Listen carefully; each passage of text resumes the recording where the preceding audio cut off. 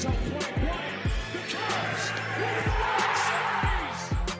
10-5 touchdown. Kansas City. Damian Williams runs to immortality and will be remembered forever in the Chiefs' kingdom.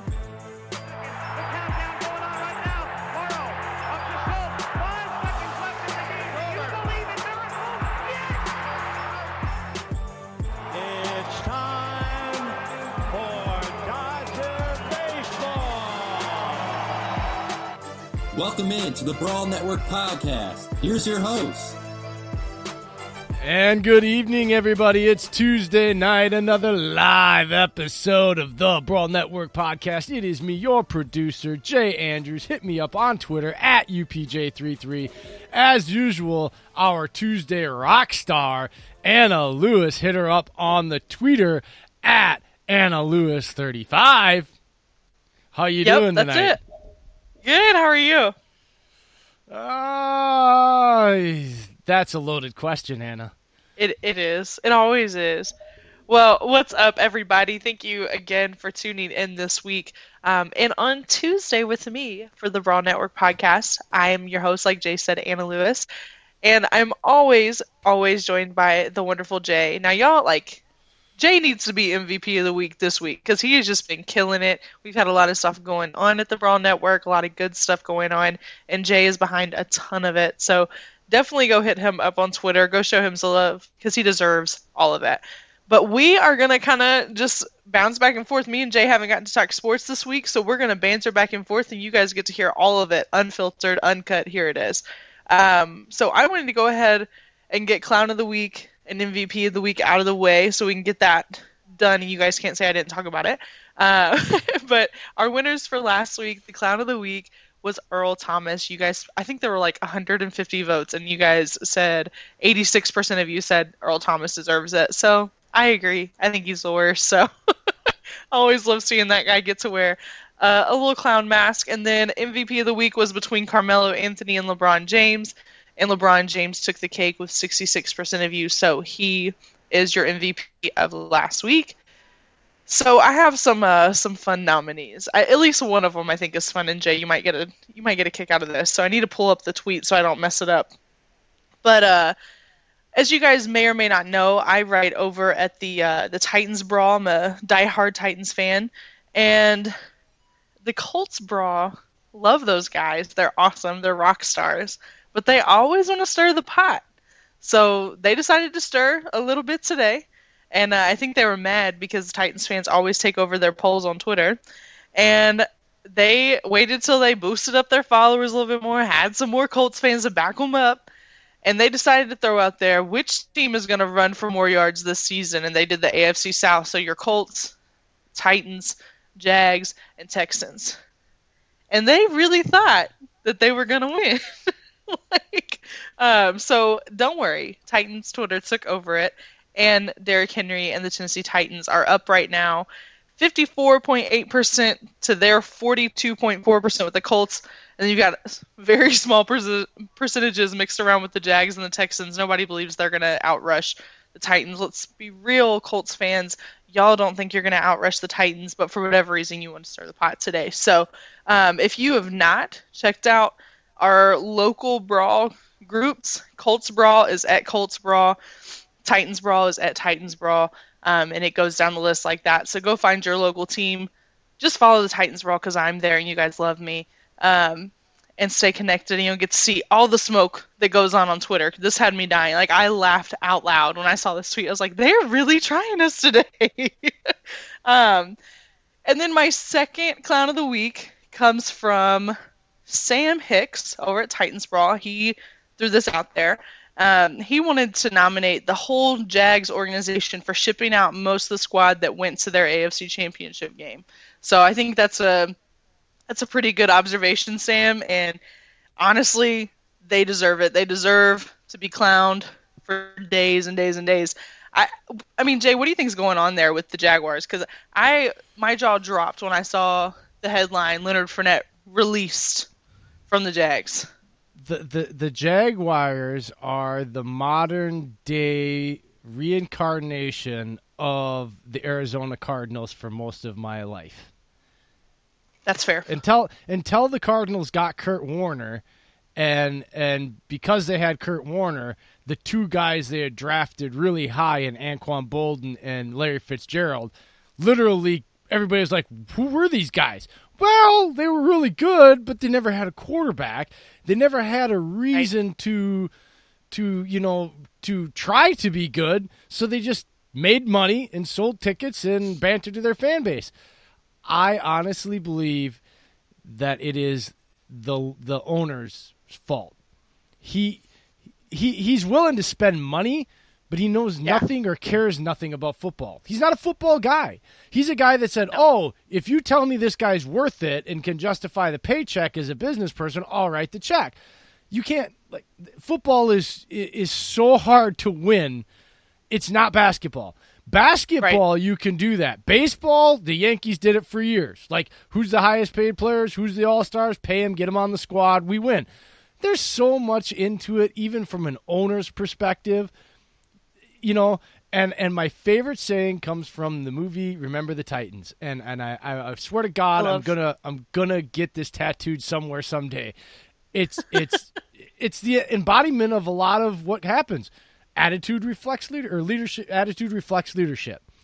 And they're a dumpster fire, and they don't know where they're going. They're a dog chasing their tail that's never going to catch it because their owner isn't a football person, does not care about football, is not a football passionate person.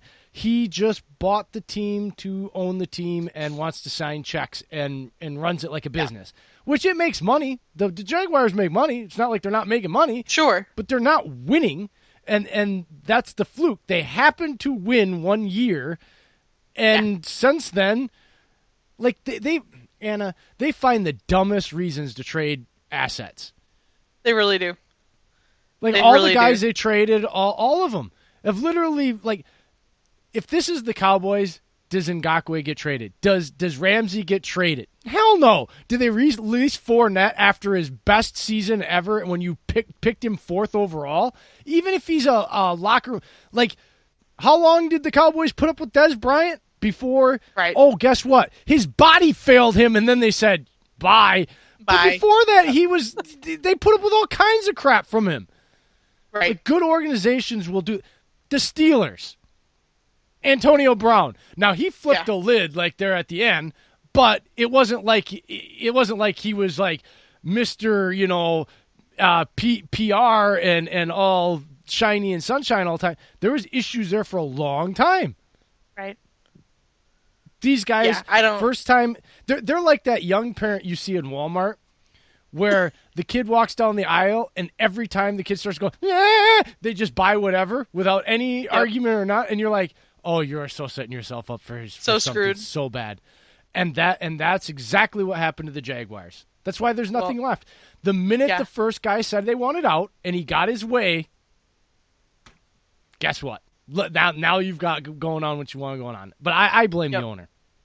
Yep, I agree. And now, like, when you look at it from just a longevity perspective, you're not setting yourself up for success at all, because you can say you're cleaning house, you're getting rid of bad attitudes, you're cleaning up the locker room, whatever, but at the same time you're also creating a culture where it's like, if I whine I can leave, and players that aren't going to whine don't want to be around that either, because there's no team.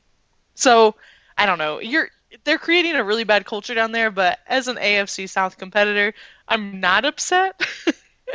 Because it's just like, I literally feel like I'm watching a car crash. I'm like, I can't look away. Let me backtrack, because it's awesome to watch. It would not be awesome to watch a car crash. Like, let's not get that soundbite out there. But it's already on tape, man. It's too late. It's already here. But no, it's like, it's unbelievable. And like every day, it just feels like there's something else. I'm like, oh my God. So yeah, it's definitely been interesting. But guys, those are going to be your nominees for Clown of the Week this week. We've got the Colts Brawl guys. If any of you are listening, I do love you dearly, but don't do this again. You made the mistake. I don't feel bad for clowning you right now. And we got the Jags organization, who I do think is the deserving winner there. But you guys let me know on Twitter who you think deserves that, I guess, the dishonor this week. For MVP of the week, we have got, this is also from Sam Hicks. He felt pretty strongly about this one. He wanted to nominate Jimmy Butler for scoring 40 points against the Bucks yesterday. That was yesterday. It was a great game. I watched most of it, and it was a lot of fun to watch. And Jimmy Butler is always a Spitfire, so I think that series is going to be interesting. With the Miami Heat, you got to look out for them, and the Bucks have got to look out for them because they play hard, and they're talented. Obviously, they're professional basketball players, but they play so hard that they might outplay you 3 or 4 games. And if they do that, Milwaukee's going home. So it'll definitely be interesting to see how that one plays out. Have you been paying attention to that one at all? Milwaukee frustrates me, Anna, because it took me a couple of years ago. It took me a long time to even start to pay attention to him, even though they had Giannis. I quickly liked Giannis right away, but I still didn't want to pay attention to the Bucks because they're the Bucks. You know, like my whole entire life as a Wisconsin person, who cares about the Bucks? They're dumpster fire, right? They finally get a player that is argued right now as, you know, is he 1? Is he 3? You know, like, where is he in the status? But he's argued in that top players in the NBA, right? Right. And every offseason, they let one piece that could help them or help them get to where they were last year, they let them go, and they bring in nobody. Like, they remind me of the Packers under Ted Thompson. Like, we'll just let the good player walk. We'll get the compensatory pick. And, you know, Aaron Rodgers will still get us there. Giannis is going to leave. If they don't win a chip this year, and even if they do, I understand, and it's not because it's not Giannis as a person. I want to get that right. His agents will tell him, you have to leave for your career. And at some point, they're going to wear him down, whether he is stubborn as he wants, and because the agents will get to people in his circle, and the pressure will be there of, let's go to L.A., let's go here, let's go there. The money's bigger. The chance of winning is better. We can get you more endorsements instead of being in Milwaukee.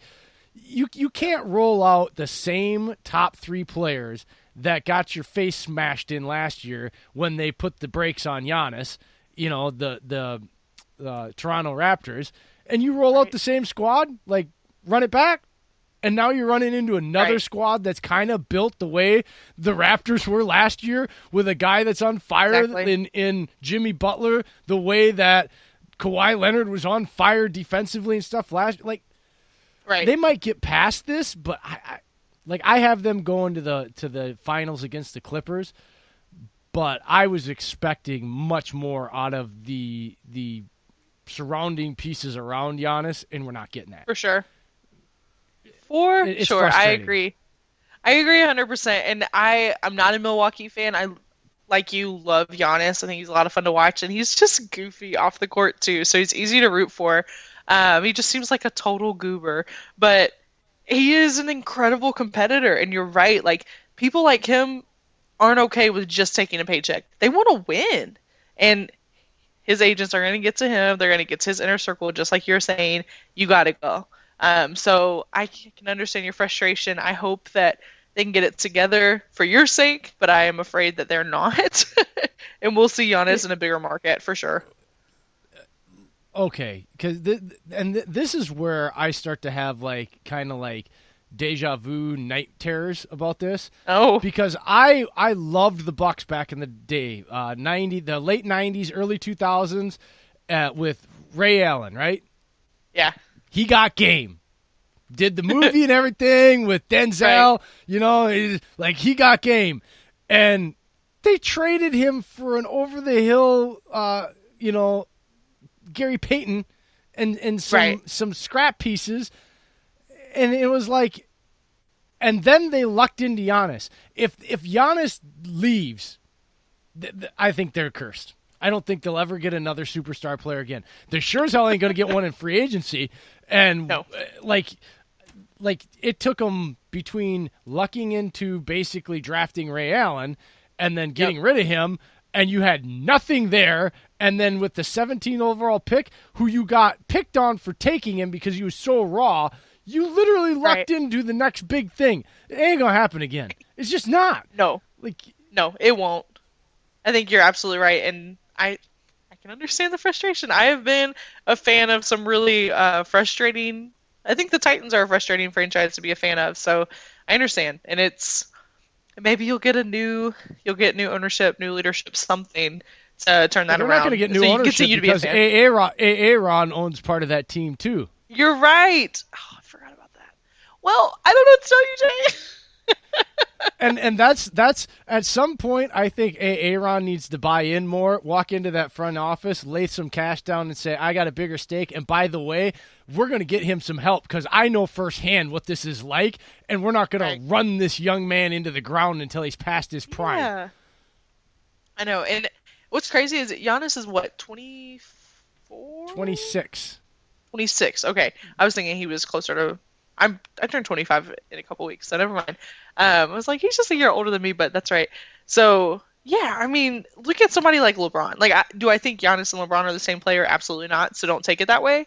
But LeBron is in his 30s and still playing elite basketball. So there's no telling how long Giannis has on him while he plays like that. And he might even get better, but you don't want to run him past his prime and ruin the taste in his mouth he has for basketball. I mean, that would just be really unfortunate. As an athlete, I can't imagine being that good and then having an organization ruin my passion for me. And I could see that happen 100%. Oh, I no. See, now me as a competitor, I'd have been gone. Yeah. Absolutely. Like, I have loyalty, but to me, loyalty has to go both ways. I can't be loyal to you, and then your response to my unquestioned dying, fall on the sword loyalty is, oh, you're good, run it back. Like, no. I'm being loyal here. I could go somewhere else. I'm showing you loyalty because I believe in the small market. I believe in what you're doing. But your answer year after year to me is like, we're good, you're good, let's go. Like, I'd be like, no, I'm out. Nope, sorry. Not my back. Like, that's just and here's the thing. This is the thing about LeBron, and this is I was watching a game of his the other night, and I kind of chuckled to myself because everybody's been telling me I'm crazy because I keep telling everybody the LeBron we grew up knowing and loving is gone and does not exist anymore. And then everybody starts, Sam and Jake start throwing numbers at me. Kyle and Mike on Friday night start throwing numbers at me. Oh, did you see this game? Did you see that? And so I'm like, I'm watching the game the other night, and you know what I'm seeing LeBron do? 15-foot jumpers, pull-up jumper, three-pointer in. He's sinking them, but when did LeBron James become a jump shooter? Because when I remember him in his prime, even when he was going against the Golden State Warriors, all we could hear about was, oh, LeBron needs a jump shot because when they flood the paint, he can't get to the rim and do what he does, and then when he shoots it, kicks it out, the shooters aren't hitting their spots. And so I'm laughing to myself when watching this going, that's my point. He's getting his 35. He's still putting up the LeBron numbers that everybody's ragging on me when I'm telling you he's not LeBron anymore. But he's doing it in a way that is not LeBron James. He looks more like Ray Allen than he does LeBron James. And so it's like you can't tell me that the guy is still LeBron that we know and love when I didn't see him take it to the rim one time. I didn't see him driving, dribbling, and kicking it out. He was playing the offense, he was facilitating, and then he was finding his open 15-plus foot jump shot and nailing it. Great, bravo, but guess what that's telling me? Everything I said is 100% right. The LeBron you know and love is gone. Now, the greats, my point was, just like great quarterbacks, they will transition their game. So on the surface, the numbers will tell you, oh, it's still the same guy. Still the same. But again, I'm not a numbers guy. I use numbers because they're there, but I got to see it. I'm going to analyze and tell you what I see, not what the numbers tell me. So two things can be true. LeBron can still be, the LeBron James that's one of the best player, but what I'm saying is absolutely true too. He's not the guy that That guy died over that 3-year stretch going against the Golden State Warriors when, by the way, had he had more help? Come on now. Absolutely. So there's merit in what you're saying. I think on the reason that those guys are probably not receiving your point well is because you said the LeBron James we know and love is gone.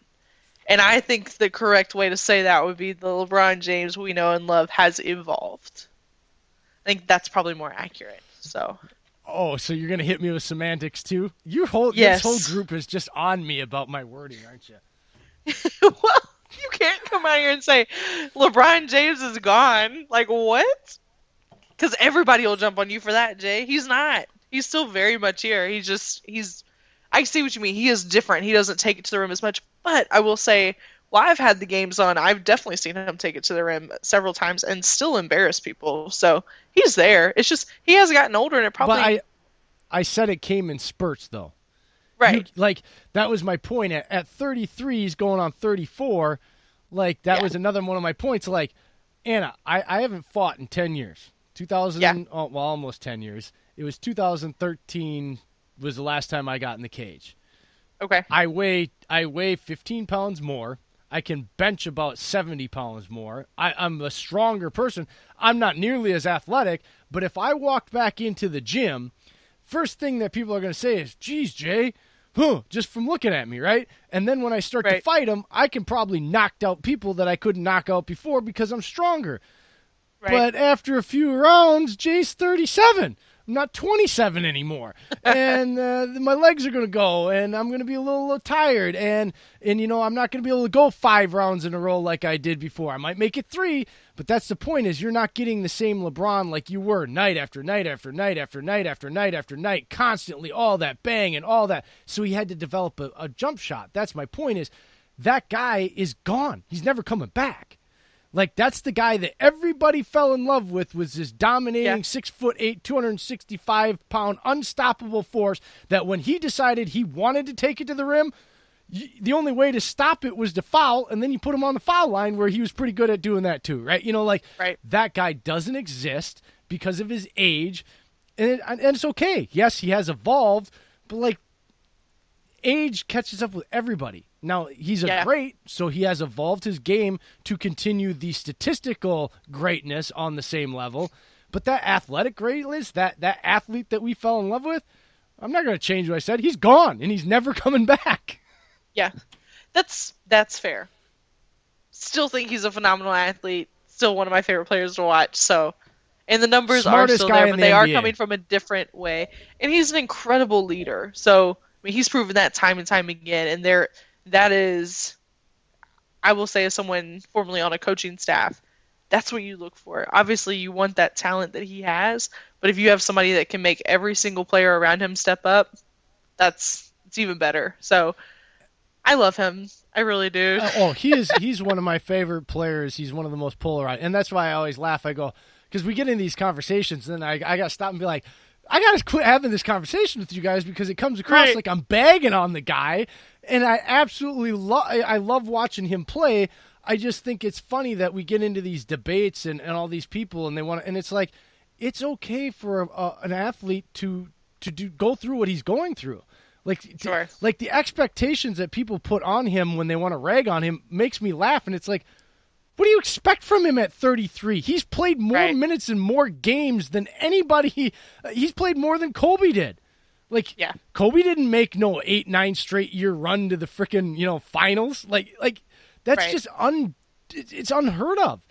And Kobe had lots more help than LeBron did during that stretch. Let's be real. So the mileage on him and the expectations put on him and the way people bag on him when things don't go right, I just laugh. I kind of laugh about it. It's incredible how polarized he is because he is undeniably one of the greatest athletes, if not the greatest, just as a specimen, the greatest athlete I've ever seen. And I think almost everyone on this planet should say the same. Because obviously he works really hard, but Michael Jordan wasn't 6'8" and 260 with the athleticism of LeBron. It's just he was different. That's why I love that debate and I chuckle Yeah. and I think, look, I'm a Jordan guy because I grew up Yeah. with Jordan, just the way I Sure. grew up with Favre. But there's two things in my lifetime that have happened very quickly, right? I was a Jordan guy. I'm a Favre guy. And what happened in my lifetime? Aaron Rodgers, better quarterback, hands down, Yeah. more efficient, stronger arm, more accurate, can make more throws from, just more accurately from different platforms that Favre could make those throws, but he was inaccurate with them. He's just a Right. step above. LeBron James, I'm sorry. You put those two on a court one-on-one, and Jordan is going to score because he had a killer jump shot. He ain't taking it to the rim on him. He's not going to fly on him the way, Air Jordan will not exist with LeBron James's athletic talent defending the rim. It's just common sense. Like, I love Jordan, but I can't sit here and honestly sit here and say, oh, Michael's better than Jordan. Oh, Favre's Right. better than Rodgers. It's just asinine homerism at that point. It's like the Yeah. it's okay. I can still like Favre and Jordan and put them on a pedestal and realize that there is greater athletes playing the position or the sport than they are, and still have an affinity and love for them. It's not a disrespect for them. It's appreciating what we get to see in the now, and I think more people need to start learning how to appreciate what they're seeing now and stop worrying about these weird debates we get into because you miss all the great stuff. That's like what we were talking about last week. So many people don't want to Yeah. appreciate Derrick Henry for what he is. So Because he's good a call. Titan, Also, and that's not my team. right. I need your phrase "asinine homerism" on a T-shirt. I just need that. That was I great. use it a lot anymore, don't I? You do. That's your catchphrase now. All right, guys. Austin, Mike, we need the shirt. I need it with Asinine Jay's little homerism. headphones and his hat too. No, that's awesome. So we got on this long tangent about basketball, which is totally fine. It's what we wanted to do because basketball is what's going on right now. Here soon, it's just going to be football, at least coming out of my mouth, because that's all I live and breathe. But Jimmy Butler is our first MVP nominee of this week with his 40 points against the Bucks. And then we have Jamal Murray and Donovan Mitchell. I paired them together just because they've been going head-to-head and playing really, really well in the series with Denver and Utah playing each other. Game 7 is tonight, people. It comes on here soon. So I would watch it. Again, football fan through and through. I can appreciate good basketball. This is going to be a hell of a basketball game. So I definitely recommend watching this one. Just on Sunday, Jamal Murray put up 50 points and Donovan Mitchell put up 44. So, casual, no big deal. Just kind of a decent performance from those two guys. So that's your second nominee this week. Jay, I want to take a second and transition over to what was going on this past week with a lot of NFL teams taking, not a lot, 9 NFL teams taking Thursday's practice off and taking that moment to just kind of breathe with the NBA and say, okay, guys, there's obviously we all feel some type of way about this problem we've got going on, this injustice we've got going on in our country. How do we want to address it? And I don't know how each individual team handled it, at least for the NFL. I know what the NBA did was they came together as a collective, had a couple meetings where even talking about, hey, do we finish out this season or do we take this time to put the attention back on what needs to be fixed right now? I was glad to see that they chose to finish out the playoffs, but they did put some things in front of their owners and in front of the commissioner and said, this is what we expect, or if this doesn't happen, we're not going to play. And one of those things was turning all of their arenas into voting locations so that they could have people in their city go vote and socially distance, because obviously those places are a little bit bigger than just going to your town hall, which is where I get to vote. So just putting that emphasis and importance back on civic duty, and that every sports fan, no matter what your opinion is, go have your voice be heard. I thought that was really neat of the NBA to do that. And what the Titans did, because obviously, you guys know this, but I'm a Titans fan. So Yes. I watched everything they did on Thursday, and I was just holding my breath. I was like, oh my gosh, I actually made a new friend this past week, and she lives pretty close to me, but her boyfriend is on the Titans roster right now. And she was texting me the whole time, just apprehensive, nervous. She didn't know what was going to happen. She didn't know if that was going to affect the relationship between players and coaches, yada, yada. the Titans organization as a whole presented a united front, stood together, mask on and everything, and gave a really nice, unscripted statement coming from two captains, Kevin Byard and Ryan Tannehill. It brought me to tears. It was clearly a very emotional topic for Kevin Byard, being an African-American and experiencing some of these injustices himself and being fearful for his children. And then Ryan Tannehill realizing that he has lived in this country and not experienced a lot of those things, and not even being able to comprehend fearing for his children's life when they come home or when they're just taking a walk in the neighborhood, whatever that instance might be. It was really moving, and the Titans organization did the same thing the NBA did. They said, hey, Nashville, here's the 3 things we're going to do. Here's our commitment to you. Come out and vote. Come show support to the Titans, and let's make this a better place together. And I just thought that was phenomenal. A lot of Titans fans didn't love it, surprisingly. Not surprisingly, but I mean that's just part of being where we're at. But what did you keep up with, Jay? What did you hear around the league, and what are your thoughts? I see it all because also all I consume is sports, not and mainly football.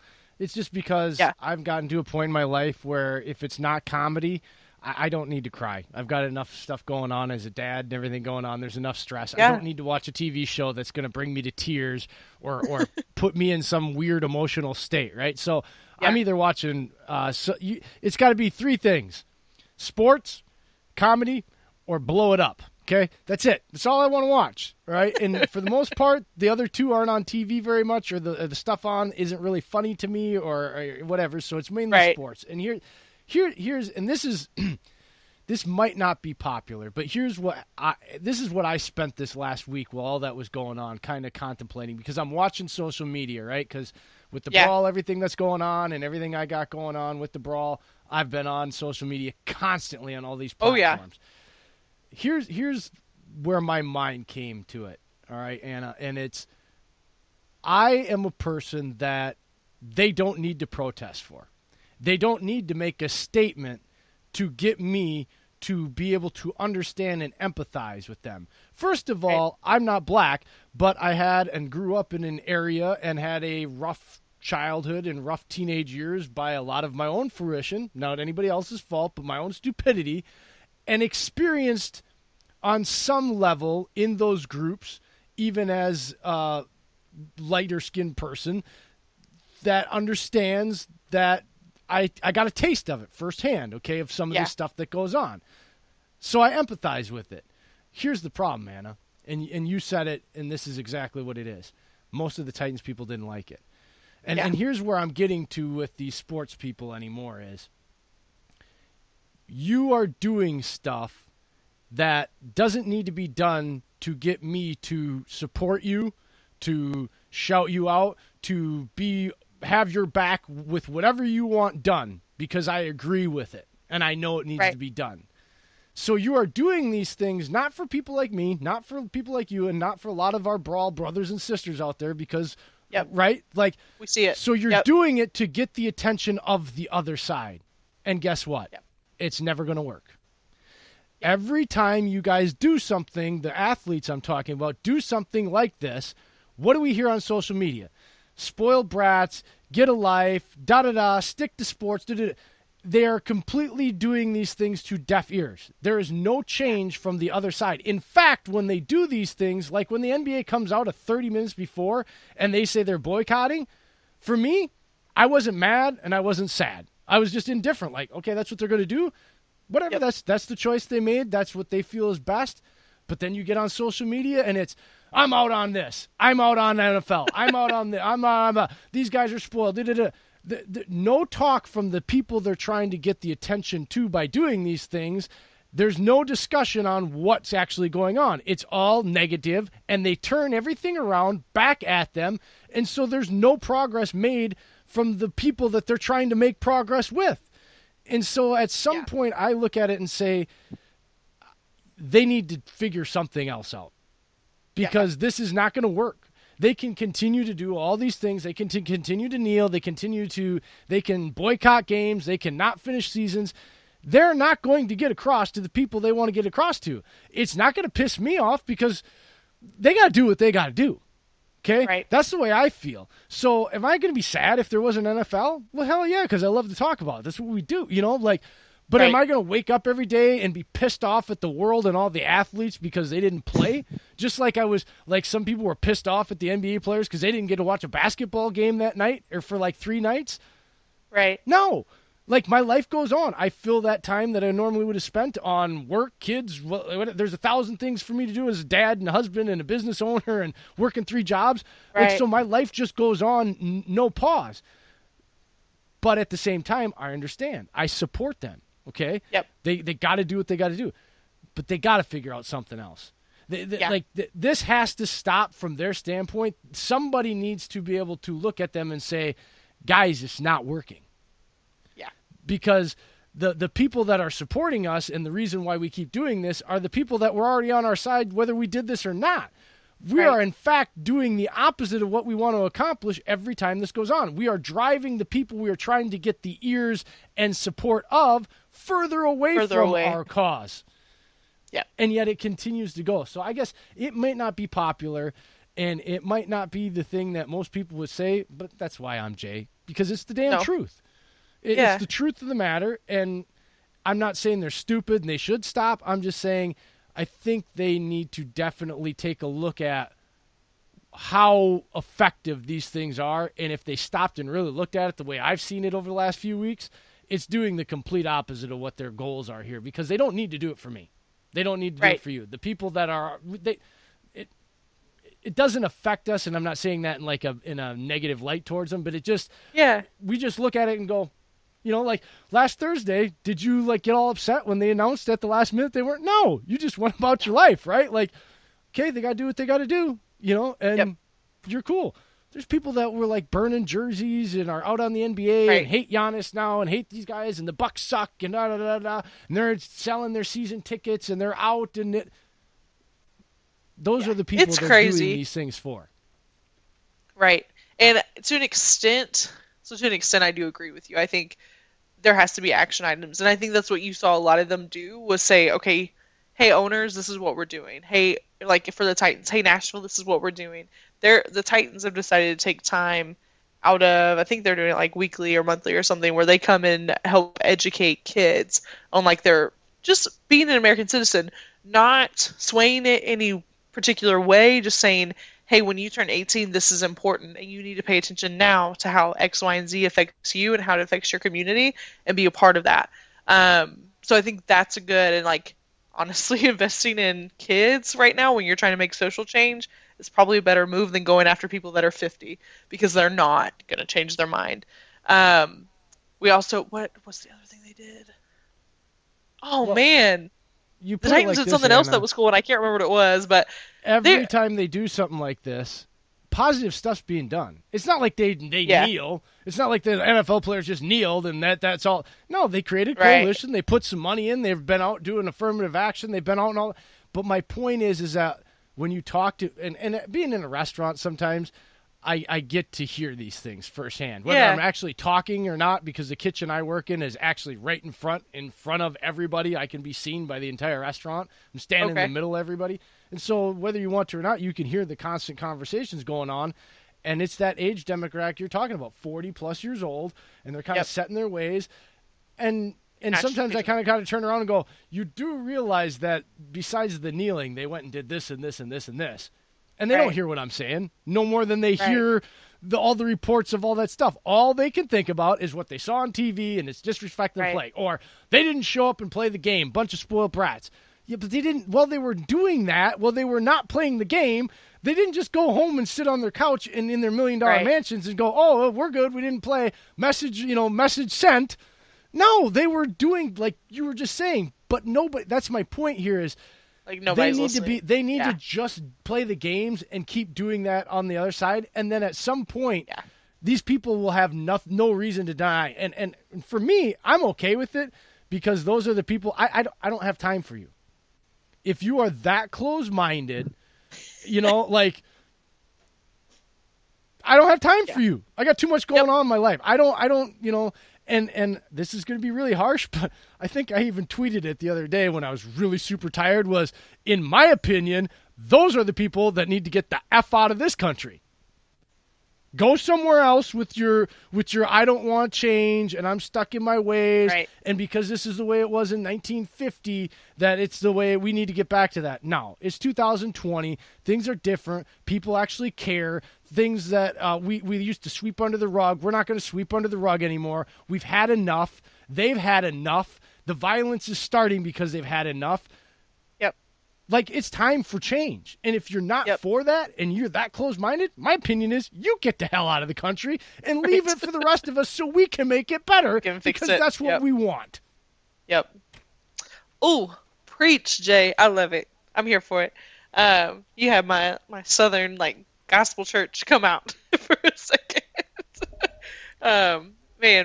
And by the way, I am not a Democrat or a Republican. I'm independent before y'all try to peg me into one of those libertarians or whatever the hell. I'm an independent thinker. I got no affiliation to no politician or political party. What I care about is human beings and morality.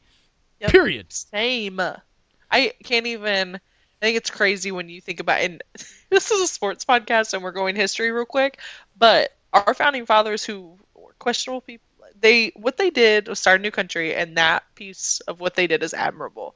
We're not going to go into the fact that some of them had slaves and all that, because that was not admirable. But they did say, I think it was George Washington in his farewell address said, do not let your country get to a two-party system. And we are seeing why he said that right now. Because it's just bad and it's so divisive. And at the end of the day, we all are Americans and we should all want each other to have the same liberties as each other. And right now, there's a group of people that don't. And that's all the athletes are trying to say. That's all these organizations are trying to say. So I was a proud Titans fan on Thursday. They know that. I thought that was a cool picture. I will say that. That was an awesome picture. It was phenomenal. Without having to say anything, they said a lot. Yep, but again, absolutely. It was to me it was cool. To you it was cool. To the people they were trying to send that message to, deaf ears, and that's the sad part. That's what frustrates me, Anna. Is you guys are trying so hard to do and here's the funny thing: the reason they're doing it is because it's a peaceful way. And the other side is always saying, oh, well, if you just do it this way, right. And then they do it, and then they turn around and they're like, oh, well, right. And so, I think it's really funny when people nitpick how a group protests. It's like, it's a protest. It's not supposed to be comfortable. So that's why we're here. But what I will say is I think what they do and athletes using their platform for stuff like this is important. When I was 18 or 19 is about when Colin Kaepernick did what he did, took a knee, lost his job ultimately, and it took a while for people to back him publicly. I didn't understand why he was doing that. I was 18 or 19, just out of high school. I grew up in a predominantly white area. I'd never really experienced any of what these people were talking about. I didn't know I just didn't have any experience. I didn't know what was going on. I just didn't get it. It got my attention, and I will say, I had family members, all these people around me telling me Colin Kaepernick is an unappreciative brat and he deserves to lose his job. And when you hear that, you're like, that doesn't feel right. At least 18, 19-year-old Anna said that doesn't feel right. So I did some research, and when I learned more about why he protests the way he did, that taking a knee is actually a sign of respect, and that a Marine told him that would be the most respectful way to protest, I mean, it was just like, this all makes sense. And that's when I got really passionate about it and I wanted to learn more about it. So I think it's important for athletes to use their platform for the people like me that were maybe raised in a way that they didn't see any of this. They didn't get it. But they're at an age where they want to know and they want to understand. They want to know what the hip thing is. And that's kind of what this is right now. Unfortunately, it's a trend. I don't want it to be a trend. I want it to be a lifelong thing that, we see social change in this country because it's necessary. But those kids will hop on Twitter and go, oh, the Titans didn't practice today? Why? And then they go and research that. Oh my God, that's really messed up. Let's see what I can do to be a part of that change. So slowly but surely it'll work. It's just not going to work on the really vocal Karens on Facebook, and that's that's just what it is. But there's a lot that gets into that too. Just like a Brian Urlacher wanted to tweet out that why is there outrage for a guy that's wanted? Okay, again, I had a questionable teenage year, teenage years. At no point had anything that I'd done deserve or warrant me being shot 8 times. Regardless of what my rap sheet was at the time or what what warrant for not paying or whatever was out on, had that happened and somebody said that about me, when is it the moral okay to say, oh, well, without knowing the circumstance, we can look at somebody's rap sheet or record and justify that being killed or shot in the back is okay? Like, that's the weird stuff that we go through in this country that just annoys the piss out of me is we want to judge somebody based on their mistakes. I'm 37 years old. I haven't been in contact with the police officers for as much as being pulled over for speeding since I was 20 years old. Okay? Like, Proud but of you. at the same, you know what I mean? Like, but at the same time, like, if something were to happen to me and the first thing somebody did was pull up my record until I was 21 and say, wow, he was this guy. Right. Well, how is that fair? It's not. Like, even it's if not his at all. warrant is out and active at that time, we don't know the circumstances. That's what the court of law is for. Let's figure that out. Like, this is not Judge Dredd here where we got, cops walking around that are judge, jury, and executioner, and get to make it a sentence right there. And so we don't have jail cells. That's not what my taxpayer money's paying for. Right. And that's what it's becoming. It's like, it's crazy. And you said exactly what I was going to say is like, there are some law enforcement officers that have decided it is their job to enforce the law to that extent and be the judge, jury, and executioner. And it's not right. There's a reason our system is set up the way it is. It might be set up wrong, but they're not using it the way it's set up either. So there's a lot that goes into it. And if I had a political podcast, I'd let y'all know and I'd be going on rants right now. But just for how it ties back into sports, it's an important part of those guys' lives. A lot of athletes are black. So they experience that. They're black and they're fathers. They're black and they're husbands.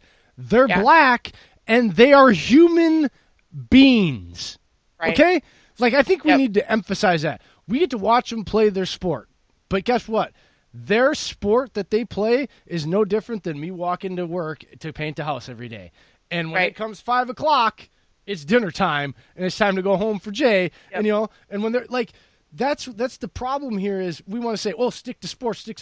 That's great, but I don't get to stay in the facility and play basketball 24 hours a day in the world. I don't have anything else like, or football. Like, that's not my life. I have a wife. I have kids. I have a mother I take care of, or a dad, or brothers, or sisters, or cousins that I'm responsible for because of my financial security and my maturity and my family. I have more responsibility when I leave this facility as a human being.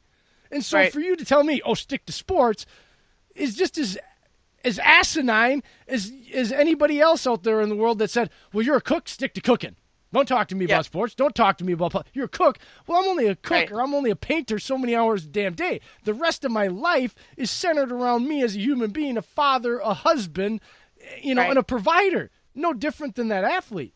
Like, the coolest thing that I got to learn firsthand back in April when I partnered up with Brandon Jackson on Titletown Brawl, our first conversations, that dude's problems are the exact same as mine. His wife nags at him. His kids annoy him. He's got bills to pay. He's trying to figure out what to do. He's got the same stresses as a dad and a husband that I do.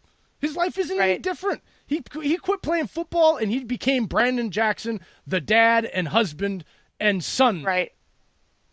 And his problems, regardless of his financial situation, I found out very quickly that money didn't make any of those things go away. And so it strengthened my view of how we view athletes by getting to know him as a person, even though I watched him and was rooting for him and thought I would never talk to him. And the first 5 minutes was like, oh my God, I'm talking to Brandon Jackson. And then pretty soon it was just like I was talking to anybody else on the street, just having a normal conversation because he's just a person. Right. Yep. And it really gets to me when people say that specifically to LeBron because they're like, oh, what does LeBron do? What doesn't LeBron do? Like, he has given back to his community and the community of LA, and the community of Cleveland and Miami in substantial ways. I mean, every time I see something from the kids that go to his school that he built and that he pays for, I just get chills every time. Like, he has invested so much of his resources, but his time to think of that and to say, hey, I've made this commitment to my community, this is what I'm going to do. People like him give me hope for humanity. Because is he arrogant sometimes? Sure, I would be too. Like, it's just, that comes with it. I don't have his money and I'm arrogant sometimes too. Right. Like, yeah. But let me not, I don't want to bash myself right now, but he is just an incredible human. And like, I honestly think if I can meet anybody, there's a lot of Titans players I'd like to meet, but as far as like all over anyone in the world, LeBron James is somebody I'd want to meet just because his heart for people is incredible. And I think a lot of people lose that. I mean, he's an incredible athlete. It's easy to focus on that. He has a lot of money. It's easy to focus on that. He spends so much of his time giving, and a lot of these athletes do. But then when they go and take a stand for something that hits close to home for them, I mean, he had the N-word spray painted on his house. I mean, he's not untouchable. So you never know what they're going through. They're people too. And he has all those same stresses that you do with having a job, being a father, being a husband, all of that. And then he goes, you know what? I'm going to send all these kids to school as well. I think he's an incredible person. And you see a lot of athletes that do very similar things and to scale. But that just gets lost a lot. And I just want the athletes out there to know that they're seen and they're appreciated for those things they do too, not just what they do on the field or on the court. Oh, and by the way, I don't even remotely agree with the same political views that LeBron James does at all. And you know what? Doesn't matter because that's his views and that's mine. Does not mean that I need to bash him. Yeah, it doesn't mean that I have to bash him and downgrade or pull the rug out from everything that he does because he supported somebody that I didn't agree with their views or thought a completely opposite view of what he thought. That's great. Like, that's the other thing that irritates me I've noticed is our athletes as fans all of a sudden, you have to be on the same political side. We have to agree on the same parenting style. And the minute we don't, well, then you're an idiot. And how could you? Okay, well, do you treat all the other people in your life like that? So everybody in your circle, you all like, you know, all agree on everything. Kindergartner, they used to tell me if everybody in the world was the same, it'd be all. You must live an awful boring life if that's your expectations of the people you keep around. Everybody thinks the same. All the conversations are the same. Everybody has the same views. That's pretty boring. I like a little. Actually, I like a lot more spice in my life than that. I'm sorry. Absolutely. I don't mind getting riled up and having a conversation with somebody and seeming like we're arguing because understanding is reached only through confrontation. Absolutely. I agree. Oh my gosh, Jay, you were just out here with all the things. You hit us with a Remember the Titans quote. You hit us with understanding only comes from confrontation. I'm like, life lessons with Jay today, folks. You didn't know you were getting that. Hey, like I said, there's two people I have in common with Mike Greenberg. My genius will not be appreciated until long after I pass. You're a nut. That's why this is fun. Well, that's honestly, I mean, we've been chit-chatting about this for a long time, and I love it, and I would sit here and talk about it all night, but that's all I had for the guys tonight was, going through our Clown of the Week, MVP of the Week. Make sure you guys go to my Twitter at Anna_Lewis35 to go vote on those and see who you want to win for this coming week. We ran through some kind of political, social justice stuff, and I'm proud of us for getting through that. It just had to be NBA. It's sports. Again, you can listen to this and be like, oh, God, I wish you guys would stick to sport. Well, guess what? This is part of sports now, and it ain't going to change. Like, this stuff is going to be discussed on any show from time to time because it's a new part of our sports and our new part of what athletes believe in, and I ain't got no problem with it. It doesn't bother me a bit. And as long I as think it they're makes them okay a with bit it, more I'm human. going to support them by bringing it up and talking on our shows when it gets Yep. brought up, because it is a part of sports, whether you like it or Yep. not. Yep, absolutely agree. We'll have to make sure we at King James on this, and hopefully we'll get that big retweet one of these days. We talk about him enough. Well, he will probably only hear the part where I said he's not the same guy anymore, and that's it. Then we'll get blocked. And he'd be like, click. Have you seen that Peppa Pig meme where the scene where she's like, click? That's gonna be LeBron. 30 seconds in, he's like, blocked. You guys are idiots. Didn't even get to hear me talk.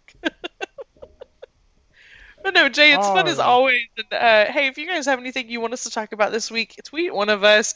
Jay is at UPJ33. Oh, I'm Yes. proud of myself for remembering that. And again, I'm at Anna_Lewis35. Let us know what you want to hear about. We'll chat about it. We want this to be as interactive as possible. So go follow us, go shout us out, and we will see you guys again same time next week. Yes, we will. That's the show, folks. We love you all. Hit up the podcast by searching The Brawl Network on all the platforms, Facebook, IG, and Twitter. And always hit up the website, thebrawlnetwork.com. Go there, sign up for free. It's your one-stop shop. The Brawl has it all, baby. We love you all. I will be back tomorrow night with, let's see, it's Wednesday, so we have Sam and Jacob. Tune in, 8 p.m. Eastern. Love you all. Peace out.